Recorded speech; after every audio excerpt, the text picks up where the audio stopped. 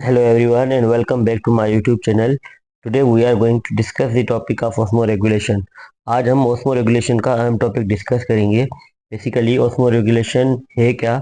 osmoregulation का मतलब है the regulation of water and salt balance in living organisms. यानी जो मुख्तलिफ किस्मों के लिविंग ऑर्गेनिजम्स हैं ये किस तरह से साल्ट और वाटर का बैलेंस परफॉर्म करते हैं। तो organisms must need appropriate amount of water and minerals in their body to perform any vital function.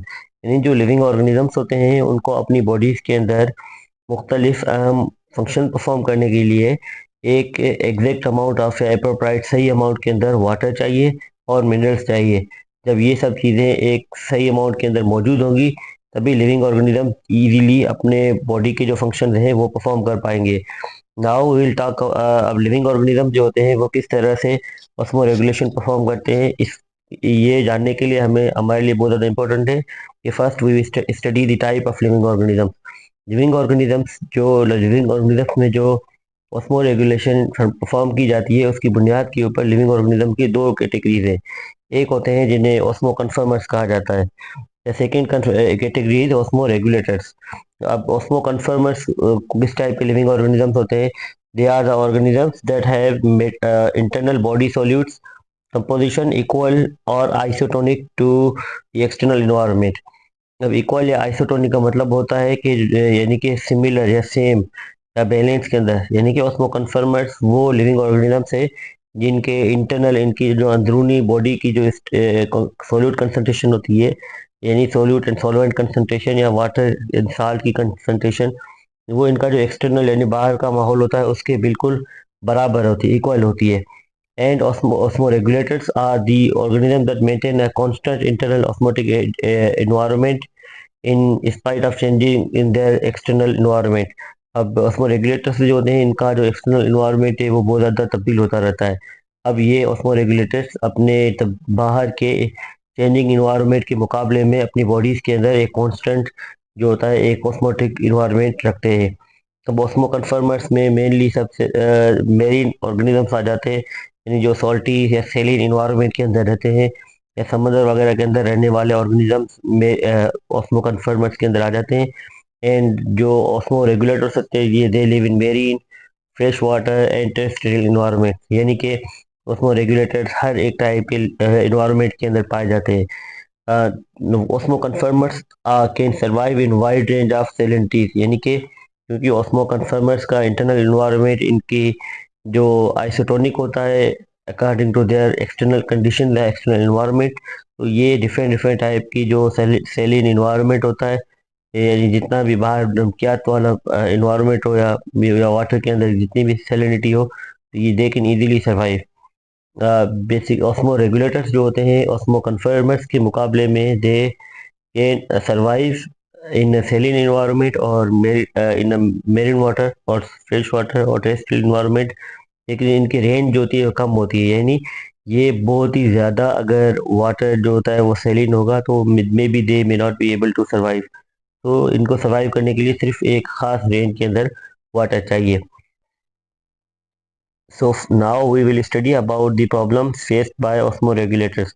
यानी जो ऑस्मो रेगुलेटर लिविंग ऑर्गेनिजम्स होते हैं वो किस तरह से जो ऑस्मो रेगुलेशन से रिलेटेड प्रॉब्लम्स होते हैं उनको सोल्व करते हैं। तो in the beginning will study about fresh water animals के fresh water animals have an external hypotonic environment while they retain salt in their body they have hypertonic internal body environment। यानी कि जो fresh water animals होते हैं ये basically fresh water के अंदर रहते हैं, तो इनके जो आउटर इन्वायरमेंट होता है उसके अंदर साल्ट की अमाउंट कम होती है और इनकी बॉडी के अंदर जो होता है साल्ट की अमाउंट बेसिकली ये बॉडी में साल्ट को रखते हैं, जिस वजह से जो वाटर की मूवमेंट होगी वो हमेशा बाहर से बॉडी के अंदर होगी, अंदर की तरफ होगी। In this case, water enters the body by endosmosis through their organs like skin and gills and disturbs the internal osmotic balance।